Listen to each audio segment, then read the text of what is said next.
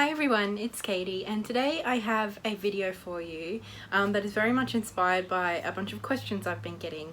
I got it a couple of times with my Q&A, and I've also been getting a bunch of emails and messages from you guys asking basically how to balance book knowledge with your intuition and learning to trust your intuition when reading the cards, specifically tarot. Now, of course, everyone will be entirely different, everyone will have different experiences, but seeing as I have gotten this question a few times, I wanted to share with you my thoughts on the subject, and hopefully you'll get something useful out of it. Now, I'm not going to be talking about things like grounding and centering, and because those are very personal to you, and I think, you know, that's the sort of stuff we hear all the time. Instead, I wanted to talk more specifically about the process that I went through, and it was a journey of learning the cards and learning how to read and learning how to trust my intuition in those readings. The first thing I will say is that I did personally find learning the book meanings really important. I know that some people think that, you know, if you learn the book meanings, then you're not really bringing your intuition in a whole lot, and there are certainly readers who are, you know, almost entirely intuitive. They haven't done any study, they just look at the pictures and stuff comes through. But I'm assuming those sort of people probably wouldn't be searching for a video like this or asking these sort of questions. So for me personally, being the sort of person I am, I knew that learning the book meanings would be very important for me, largely because I felt like if I knew the meanings, I had a bit more confidence going into a reading. I had a little bit more confidence knowing that, you know, whatever cards came up, I know what they're supposed to mean. And that confidence gave space for my intuition to voice itself and gave me permission to trust that intuition. So rather than a bunch of cards coming up and me being like, I have no idea what any of these things mean, and questioning myself. And when we're in a space of questioning ourselves a whole lot, it's very hard to listen to intuition. So even though it might sound counterintuitive, learning the book meanings, having a good grasp on those meanings, made listening to my intuition a lot easier. I felt more confident in trusting that side of myself. Basically, once I knew the book meaning, when other things came up, I wasn't questioning whether they were right or wrong. It was more like, okay, so I know the base meaning, now something else extra is coming on top. That must be my intuition. Another thing I'd say is to kind of have a think about what you think tarot is and what it does, because I think that might play into how you understand your intuition, what you believe is actually happening in a reading, and all of those things I think influence how you will see yourself in that kind of process of a tarot reading. Understanding what your beliefs are and your thoughts are around tarot reading is a good way to kind of start to establish your role in a reading, and what's expected of you or required of you. Understanding what you believe to be happening can, I think, help you use different beliefs and work out different beliefs that help you to better listen to your intuition. For me personally, I choose, it's very much an active choice for me, I choose to believe in a reading that the universe, the cards, want me to understand the message. So basically what that means is that the tarot, the universe, whatever, will give me the cards that I need to understand the message. So this really got me out of my head of thinking that, you know, the universe is this big mysterious thing who's trying to give me this puzzle that I have to be clever enough to solve. I just decided to stop thinking that, and I decided instead to just trust that the universe, the cards, wanted me to get the right message, and so they would present the right cards in the right order for me to understand it. So therefore it's not about me trying to solve some riddle. Instead, it's that communication between me and the cards, and putting that, I've spoken before about how I put that responsibility back on the cards, and that is not to say that I literally believe that is happening. Rather, it's just a mindset, an attitude, a belief that I assume during a reading so that I can let go of all the other stuff of trying to solve this riddle and overthinking it all and what if this means this, and I just strip all that back and just assume that the cards want me to understand. They're trying to help me understand, not trying to confuse me or trick me. So for me, that has been liberating and really, really helpful. And I'm not telling you that that will certainly work for you, and I'm not telling you that that's what you have to think or choose to believe. But what I'm saying is that thinking about what I believe a tarot reading to do, my place in a tarot reading, and what I want to get out of a tarot reading, all of that stuff, that helped me kind of whittle down a frame of mind, a belief system that not only made sense to me in some way, but also empowered me in that situation and gave me space to listen to my intuition and trust myself. The other thing I would say that is a little bit more practical, and as with anything takes a bit of time, and I mean largely this is inspired from my work with like CBT and DBT, and that is building evidence for yourself. What I mean by this is doing readings over time, keeping track of them, recording them, and then reflecting on them after the fact. And I think, you know, if you've been practicing for a little while, you will start to notice more and more that your readings are accurate. That was the case for me. And as you see that happening more and more and more, and you know, your readings are accurate more often than not, and even in those times where maybe they weren't spot on, you can see where maybe you missed the mark and you learn from it, which in and of itself is great.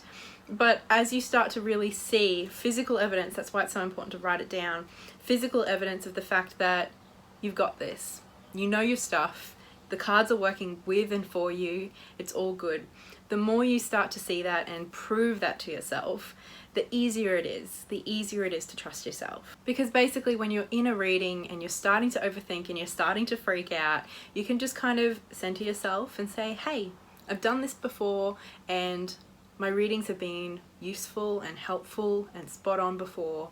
I can do it again here and now. It's kind of like anything, right? Like if you're a little bit scared of doing something and you do it a few times, the next time you go to do it, you can be like, hey, I'm still a bit scared, but I know I did it last time. I can do it again. It's as simple as that. And I know perhaps it sounds simpler than it is in real life, but when we do that for ourselves, you know, it's funny, you don't really notice yourself getting more confident, but then if you look back from 6 months ago, you realize how much improvement you've made. So I definitely recommend this, keeping a journal, keeping a record of the readings you do, whether for yourself or others, and reflecting on them and assessing, you know, how they were useful, where they were useful, how they were accurate, if they were accurate, if they're not, what you can learn, and if they are, celebrate that and log that in your mind. As a reminder though, I would say that when we're doing this exercise, not to touch the book, obviously. When you're writing out your reading, don't touch the book, just go with what you think and feel. And then when you reflect on it, still don't look at the book. Really reflect on what actually happened with the situation, what information in that reading was useful to you in that situation. And then if you recognize that maybe things weren't as accurate as you would like, then check in with the books after you've kind of sat with it yourself and said, what was I missing? Did I maybe put too much emphasis on this card when this card was really speaking to me? Have a bit of that self-reflection going on first before you even think about turning to the books. I'm a big book nerd, obviously. I love my books, I love my tarot books, and I love my tarot companion books. But I've certainly found myself feeling limited or overwhelmed, especially by those big books that are really juicy. Sometimes I can feel like I have to know every line and every word perfectly before I can even start looking at the deck. And that has, in the past, limited me in working with and getting to know decks. And a couple of decks that really taught me a whole lot about this were decks like the Fantastic Menagerie, which is one of my favorite decks ever, probably one of my most used as well. This deck it's Rider-Waite-Smith based, but the imagery really is quite different. And when I got it, I mean, it comes with this little white book, but that's it. Like, it's not a whole lot in there. And as I said, the imagery is a little bit different. This is the Hierophant. You know, it's a bit different. And I remember thinking, I can't work with this. How am I supposed to know what these cards mean? And for a little while, I was trying to look for the guidebook, but this is out of print, so it was very hard to find the deck, let alone the book as well. And I was really concerned that I wouldn't get to read this. And I mean, you know, looking through these images, you can see how they connect to the Rider-Waite-Smith, but because I was so in my head, overthinking it all, I still felt like I would miss out. I wouldn't really get the different things that were put in the cards, and I wouldn't understand what the point of them was. Whatever. Overthinking it, classic. But then I just decided to shuffle the cards and see how I went. I said to Veronica Jude actually recently that I am really grateful that I never got the book for this deck, because I learnt this deck in a really beautiful, intuitive way. And as I said, now it's my most used, one of my favorite decks of all time. And I genuinely don't think that could have happened if I did have the book. I feel like there's a good chance I would have gotten stuck. I would have gotten stuck there. And that kind of makes me a bit sad, just even thinking about not having this relationship with this deck. So I mean, maybe you could try a similar thing. Maybe if there's a deck out there that you've always loved the look of, but it's a little bit different, and either it doesn't come with a guidebook and that scared you off, or maybe the guidebook's a little bit more expensive, whatever. Maybe if you have the cash to splash, pick that deck up.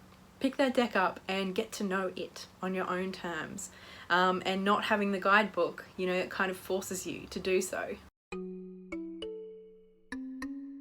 There does come a point in everyone's journey where it's time to let go of the books, at least in readings. I think most of us, if we're a bit nerdy, will enjoy learning and reading books all the time. But if you get to a point where you know that you know the meanings, but you're still reaching for the book in a reading, then I think, you know, some alarm bells are ringing off that you've become reliant on the book. And I was there for a little while, and for what kind of really set those alarm bells off for me was the fact that I would have ideas and I would be like, oh, this card means this, and then the second thought would be, but I don't know if that's right, let me check. So if you're looking at the cards and going, oh, I've never really read the Knight of Cups in a reading before, let me have a read of what the book has to say, I think that's fine. But if instead you're going, oh, the Knight of Cups, I think it means this, this and this, but let me check if that's right. If you're doing that, then I do think that that is limiting your growth, and that, you know, you might be stuck. You're stuck in relying too heavily on the books and what's right. What I will say about books is I think it's important to check in regularly. If you're anything like me, this needs to be a regular occurrence. Checking in with myself of how useful I'm finding books when I'm using them. If I'm ever feeling stressed or limited or reliant on the books, you know, they're not serving their purpose. The whole point of a guidebook is to guide us, to help us, to be an addition, a supplement. And if they're not serving that purpose, I think for me it's really important just to put them away entirely. And that can be a bit scary, it can be a bit daunting, but you kind of really have to, you know, rip the band-aid off, go cold turkey for a little while, because I think it's really quite hard to, if you're in it, if you're stuck and you're reliant, it's quite hard to just kind of balance back. You kind of have to go cold turkey. So if you're feeling like that, if you're feeling like you are relying on those books, like they're limiting you, like you can't do a reading without rushing to the book, or if you're constantly in your mind going, oh, I have to check that before I write that down or whatever, I have to check whether I'm right, I would suggest just to put the books away, even if it's for a week, whatever, just try it. If you're finding that the books are helpful, or you've gone cold turkey for a little while and you want to start introducing books back, what I would say is my relationship with guidebooks has very much changed. There are some decks that I like to read through the guidebook like in one sitting or however long it takes me, but I will usually do that before I start working with it. As for the guidebooks that, you know, I like to read because maybe the deck is quite complex or different, I now see guidebooks very differently. Instead of pulling a card, running to the guidebook and going, what does this mean? Instead, I pull a card and sit with it for a little while. I write down some things that I notice. I write down some things that don't make sense to me. I write down some things that look beautiful or interesting. I write down those things to just pop up, stories that I'm reminded of, past experiences it reminds me of, and the lessons that I learned in those experiences. perhaps symbolism that I recognize from other cards that are represented in this deck too. I'll see if I can start to develop a bit of a message for myself from that. And I do all that before I even, go to the bookshelf to pick up the book. And when I do get the book, I don't read the entire message. Some guidebooks have like 3 or 4 pages for each card. I no longer go through and read every single word for word, and try and work out what the right answer is. Instead, I kind of skim the text, and different words and different sentences will pop out to me. And those are the ones that I take as my message for the day, or as relevant to the card and me in this moment. I also try to see the book and whatever messages pop out to me as additions or supplementary. They're not there to replace what I've already established for myself. They are not there to tell me that I'm wrong. What I've already established for myself is the foundation already. The book, when I do bring it in, is there to help add nuance or specificity to my message. It's there to build upon the meaning that I've already established for myself, not to tell me that I'm wrong or I'm right. I'd also say that it is totally okay to feel a bit of self-doubt, to feel not so super confident, especially in the first year or 2 or 5, whatever it is. I don't know, I think maybe there's this idea that once you've kind of learnt the meanings, then all of a sudden you're this super confident person when you're pulling out the cards. And I think it's just okay to accept that some of us are always questioning ourselves. We'll always have a little bit of self-doubt. And I don't know, for me, I think that a little bit of that self-doubt can help us if we decide to frame it properly.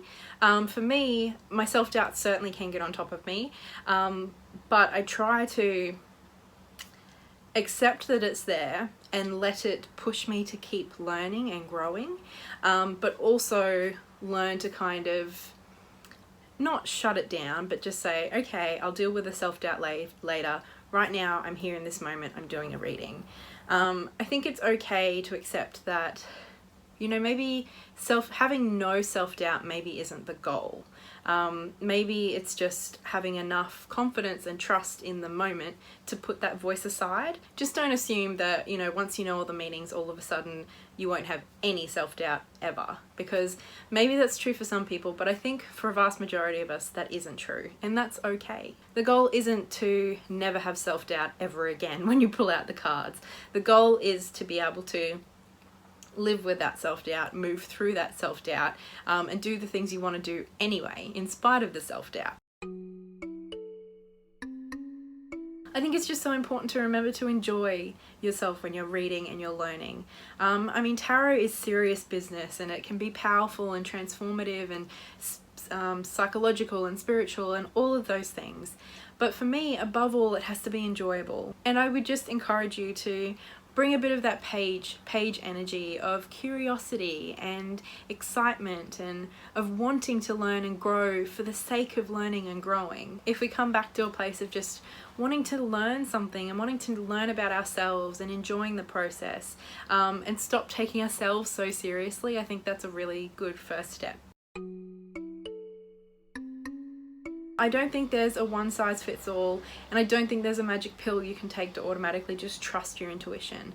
Obviously, depending on your belief system, there's lots of different ways you can, outside of a tarot reading, develop a better connection with your intuition, whether that's meditating or praying, whatever works for you. That can only help in this situation. But as far as actually working with tarot decks and the guidebooks, these are some of the things that have really helped me. And so I hope in some way they've helped you too. If you have any suggestions or further comments, I would love to hear those below, so that, the people who have been asking me this question can maybe have some more responses to consider as well. And if you have any questions for me, of course, please leave those down below too, and I'll do my best to get back to you. And until next time, guys, so much love. Bye.